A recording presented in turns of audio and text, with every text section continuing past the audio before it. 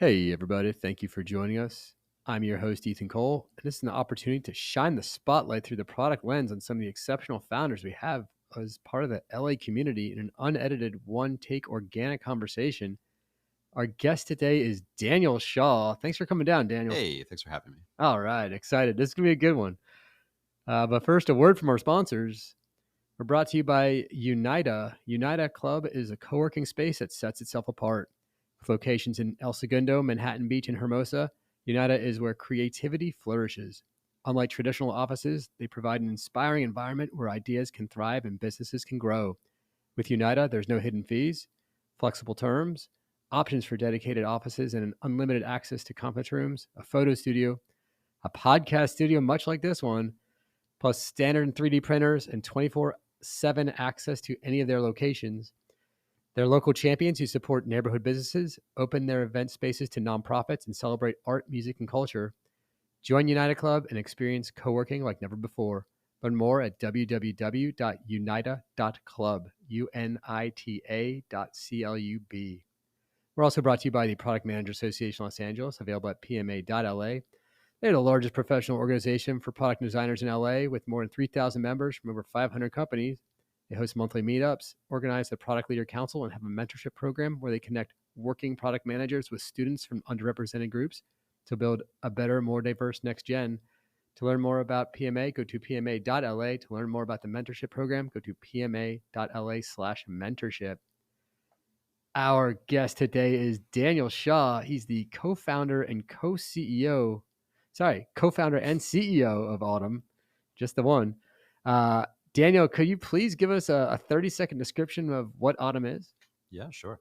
So, Autumn is an end of life marketplace that helps bereaved communities manage life after loss with free guides and tools and helps end of life providers find new customers to grow their business. We specifically say that we're an end of life marketplace, not necessarily focused only on death care, because there's a misconception that death is just a couple of weeks and just a funeral home. Right. But actually, the process of what to do after someone dies can take upwards of a year plus to complete. It's an enormously complicated legal, financial, emotional, and logistical challenge. And actually, nearly 50% of the money that people spend on death happens outside of a funeral home. And Interesting. death is actually this very circumstantial personal experience. It really depends on who you are, where you are, your financial situation, your religious background, and obviously very specifically what state you're in, because each end of life laws are different in every state. And so what this really starts looking like is a very fragmented local services business. And the entire sort of category is offline. It's still this enormous white space. When you look around the internet, it's really weird because every market has been sort of upended by the web. And yet death is still strangely offline and They're still using the yellow pages? and analog. I mean, death certificates are pieces of paper you have to get from the government. It's crazy. It's just one small example. And so my thesis is that the only way to really bring the category online and benefit people is to make sure that it really helps everybody, because there's a lot of forces that prevent it from actually being online. It benefits a lot of the sort of incumbents and people who sort of historically have just sort of benefited from people walking down the street and blindly purchasing the products and services forever. And so marketplaces are inherently symbiotic, and that means we are free to consumers, and we help these businesses find new customers to grow their business, which is really the way that we think we can sort of build trust and transparency into historically an opaque market. So from like a product perspective, you guys help connect people who are, that they've just lost a loved one and they're trying to navigate the I guess marketplace of what are the things that they're going to do next. And it's not just the funeral. I think that is a commonly held conception, which it sounds like it's a misconception. It's the funeral, and that's the biggest piece of it. And so Autumn helps drive that navigation through that marketplace for these folks who are bushwhacking through the wilderness. Yeah, I think that our central thesis is that the biggest problem for consumers is you don't know what to do. And if you don't know what to do, you don't know who to hire or what to buy.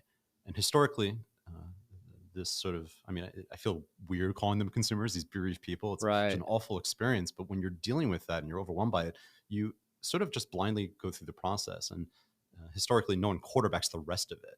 And so, yes, there have been issues in the death care industry where there have been predatory practices and selling products and services that people don't need. And then after that, lots of money lost for estate planning or not knowing how to actually manage all the accounts that are necessary to close. And it's an enormously complicated, convoluted process that no one quarterbacks. So we think the best way to help people guide through that is a 10x better sort of guidance product, essentially turning into TurboTax for death, right? But rather than try to sell something to this consumer, because they don't need anything more to buy. This is like enormously expensive prospect. Right. They need consumer advocacy and support. And so by building this better guidance product, you can get people through the door in an efficient way and hopefully help the businesses that are, again, locally supporting them and taking them through all the things that they need that are very highly circumstantial to their experiences and where they are and all that. And it sounds like it's also raising awareness from those local businesses to these consumers who would also, again, they're unguided previous to that. They're not really sure what they're supposed to do. And, if they're not even in the location of the person who's deceased, they don't even have the ability to, walk down the street and see the funeral home or know, hey, this is where everyone goes. That's exactly right. We're on the precipice of enormous demographic change, and it's going to be new generations that are sort of managing this process. And often they don't live near their parents or their grandparents. And they look to the web searching for either a local business to support this decision, but find no information about it. Often these small businesses don't have the best sort of websites. The photos don't look great. They have no reviews.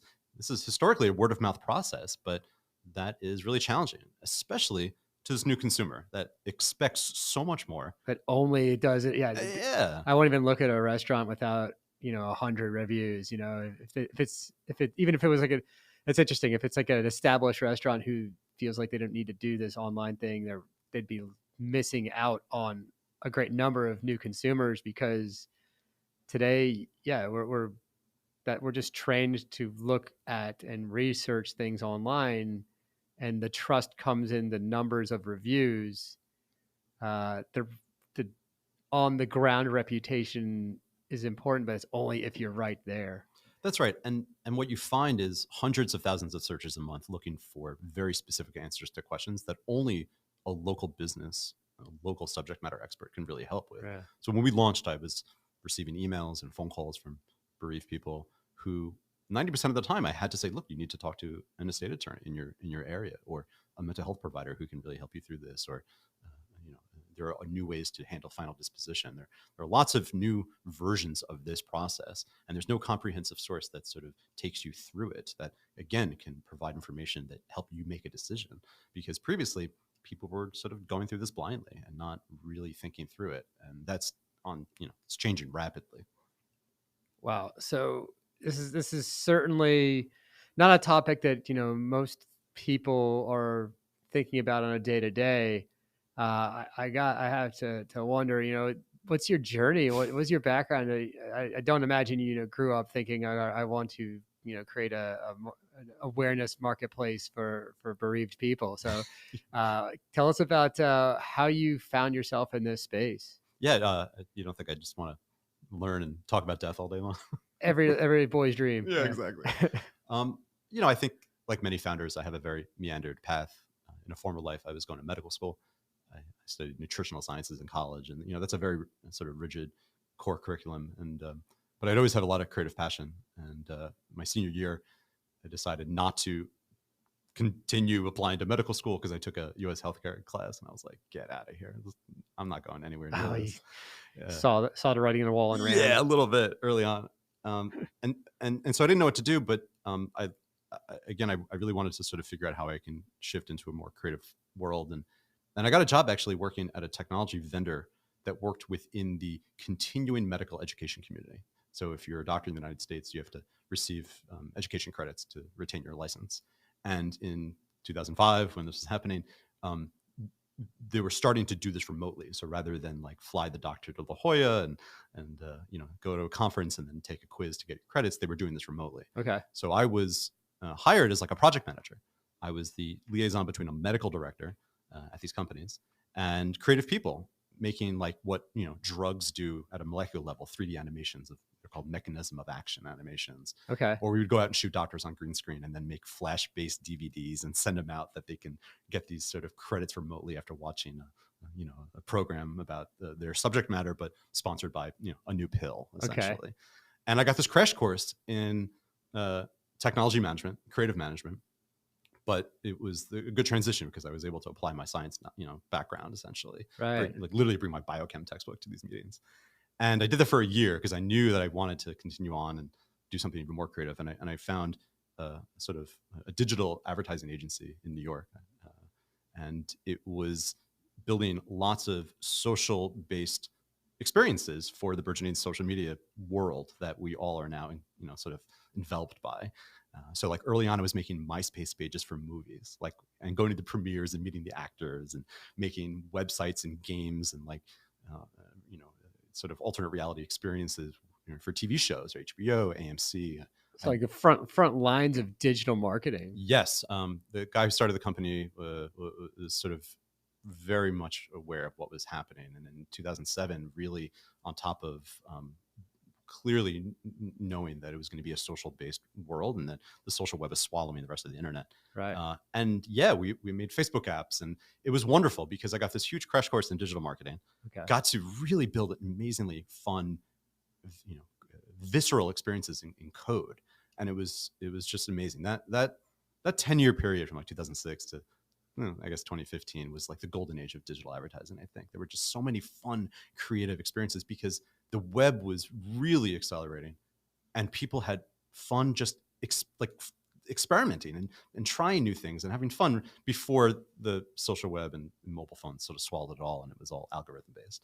Yeah, I remember there's the glory days of the Facebook apps, and like every movie and everything went out there would try something new, and they'd have this new platform that Facebook came out with an app that you could now play with, and people started doing that. Exactly. Or I like produced this avatar creator for Mad Men season 3 where you created your lifelike version of it. I still see that avatar on Twitter today. It's like hysterical. We got like 3 million people to do it, and at the time in 2008, it was amazing. I mean, it was just like so much fun. Yeah. And of course, along the way, like built chops in production management. I was the executive producer there, and I ran the production department with a co-executive producer. I had teams of people, so I really sort of picked up a lot of skills along the way. And in 2011, I left that place and I went to a big brand agency. I wanted to learn about big brand creative. It was called Wieden and Kennedy, very famous for all of the Nike commercials you see of all time. Dan Wieden penned "Just Do It." I mean, really deep brand strategy, creative work. And there I was sort of responsible for finding new opportunities for digital creativity. And I got a huge, obviously, lesson in brand strategy. And along the way, over that time, I went through a lot of death in my family. My mom lost pretty much the closest people to her in her life. And I had this really strange experience online. When this first started, my aunt passed away. I uploaded her obituary to the New York Times, and I got an email from legacy.com. I had never heard of legacy.com. Okay. And I got this email and it said, we created a page or profile. I was like, what is this? And I go to it, and it ingested all the assets I had uploaded to the Times for the print edition, but rendered this page that was riddled with display advertising. Oh. And the whole thing was like grotesque. I mean, I really, again, like I said, I was so, especially at that time, into the idea that creative coding can create these experiences that people can walk away from and feel things really visceral. And that was the antithesis of what I wanted in that moment. Well, it was visceral, right? Yeah, it was certainly the wrong totally. way. Recoiled. Yeah, totally. And that stuck with me. I was shocked and then fascinated by why this was so bad. Right. And I started investigating further and further just what was out there. And part of it was like, what are tools I could use? Again, I was a producer. I assumed there would be a project management tool, a better way to like tell people where to go or how to help. And I found very little. And year over year, I saw more and more things popping up. And they seem to, these companies seem to try to want to sell something to consumers, which I think makes sense, right? These are just sort of the digitization of incumbent behaviors. They were digital providers. But this consumer has a lot to buy. Like I said, death is really expensive. And so they need support. They don't need information from someone who's conflicted when telling them what to do, only to sort of shuffle them through a conversion funnel to something they maybe don't want to purchase. Right. And I just felt like there had to be a better model to make this experience much easier. After Wyden, the head of technology there, and a friend of mine, we left and we started our own creative studio. We were building other people's products. I did a lot of really cool installation work. I did this huge art installation for Samsung. Got to travel the world. A lot of AR and VR for Facebook, and we liked it, but it wasn't fulfilling. And I had this idea for a long time that we should focus on this category. And in 2020, we shut down the business and started to figure out what our thesis would be. And we built out a prototype. It's called funeralchecklist.com. Funeralchecklist.com. I bought the domain for like $10 and wrote Right. the whole thing myself. And for a couple $100 on AdWords, we got 4,000 people to use it. Oh, wow. And I was really shocked by how directly applicable it was when it was so simple. And I was able to raise capital from the data that we had collected, and we launched Autumn in the summer of 22. That's amazing. And then from here, how are you looking to use the branding background you have, or how have you done that in your creation of Autumn? Naming the company was actually one of the hardest things we had to do, because you needed to be of the category, but not overtly of the category, I felt. Yeah, we had a guest, Sarah Grifferty, on our show before, and we discussed death tech. Yeah. And death tech is a very, I guess, visceral work for. There's many people who aren't a huge fan of that term. And to your point, yeah, it's the branding of a company. You can't be death because no one wants to buy death, right? Yeah, it's also really hard to talk about that. You need to build trust to be sort of a source, like a trusted source for a taboo conversation. And there are tons of consumer brands out there that do that very effectively. And when thinking about the business, it didn't make sense to me that didn't exist already. There had to be a way to really thread that needle well. And so it's really tricky. The benefit that we have in the way that we've positioned ourselves in the market is that I don't actually have to sort of talk about this topic very much, because people are actively seeking it out. I think what people don't recognize is that there's hunger for this, no matter who you are, where you are, whatever situation you're in, and whatever part of the process you are, whether you're dealing with the death immediately, or a couple of weeks later dealing with the funeral, or months later dealing with probate, or finalizing an estate. A lot of other companies need to sort of say, hey, you don't have a will, you're going to die soon. You could die. And that preventative medicine is challenging, and you have to be very overt. And so I wanted to make sure that the brand really focused on consumer advocacy, no matter what you're going through, because I think that's what they need most.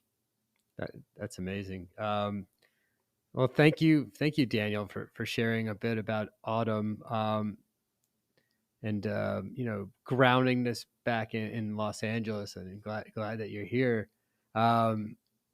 What's the most LA thing that's happened to you? It could be tech related or not. I know that you asked everyone that question. I thought a lot about it on the way over here. I'm somewhat new to LA, though I've been here 3 years. I moved here right before COVID, so right. Of course it was. So 1 year of your apartment, yeah, and then exactly, 2 years of maybe checking it out. And I'm from Brooklyn, and I've lived nowhere else but New York City, and so it was a big change. And so I was laughing to myself that the biggest LA thing for me was leasing a car. Wow. That is novel. That is an LA thing, yeah. Especially for a native New Yorker to come here, yeah. It is. I mean, it's a saying. It's like kind of a preconceived notion, but it's like very much a reality. There's some people who get away with having like maybe one car for a 2-person couple, but yeah, that's great. I love it. That's a good one. Thank you. No, and we got away with it. My girlfriend and I didn't have a car for a while. She could walk to her place in Venice, where she was working at the time, and it was COVID. Yeah, and actually even before COVID, we were still sort of benefiting from like free VC money that made Ubers really cheap, and it didn't really matter. But then we're like, the car could help. So I think for me that was. But every other moment is very LA. I think like New York, there's just in moments it's beautiful, and then it could be a character of itself. It's. Everything is. We live on the beach. It smells like the ocean. That's pretty LA. Oh man, I'm a huge fan. There's no doubt about that. Well, Thank you so much, Daniel, for coming down to the Hey, studio. my pleasure. Thank you. I'd like to thank our sponsors again. It's PMA at pma.la and Unida, and it's autumn.co. Yes, autumn.co. Um, thank you all for listening to us. And if you like what you hear, please smash that subscribe button. Thanks for joining us, and we'll catch you next time.